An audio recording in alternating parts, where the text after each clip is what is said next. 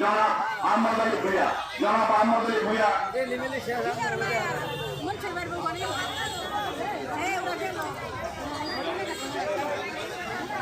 বিসমিল্লাহির রহমানির রহিম। আজকের এই ঐতিহাসিক দিনের কেন্দ্রীয় কর্মসূচির ধারাবাহিকতায় ঘিওর উপজেলায় বিএনপি আয়োজিত এবং তার সংগঠনের সমন্বয়ে আজকের এই জাতীয় বিপ্লব এবং সংহতি দিবসের সম্মানিত সভাপতি, ঘিওর থানার নেতৃবৃন্দ, বিএনপি এবং অঙ্গ সংগঠনের সকল নেতৃবৃন্দ, বিশেষ করে আমাদের মহিলা নেতৃবৃন্দ এবং বিভিন্ন এজেন্সি থেকে আগত সবাইকে শুভেচ্ছা জানাচ্ছি।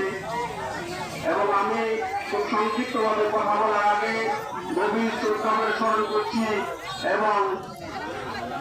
মহান রাষ্ট্রপতি শহীদ প্রেসিডেন্ট জিয়াউর রহমান, গণতন্ত্রের প্রবক্তা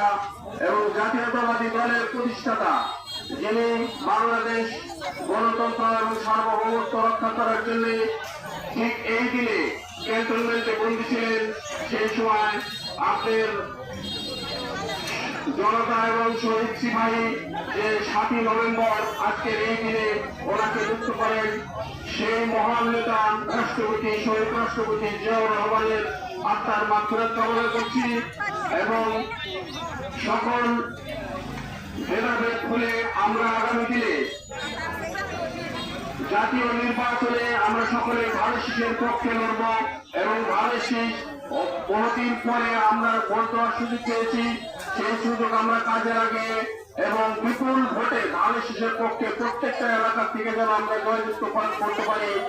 সেই প্রত্যাশা ব্যক্ত করে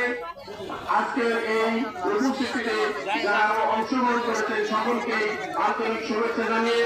বাংলাদেশ জাতীয়তাবাদী কৃষক দল বেলুন উপজেলা শাখার পক্ষ থেকে সকলকে আন্তরিক ধন্যবাদ জানিয়ে আমি আমার সংক্ষিপ্ত বক্তব্য শেষ করছি।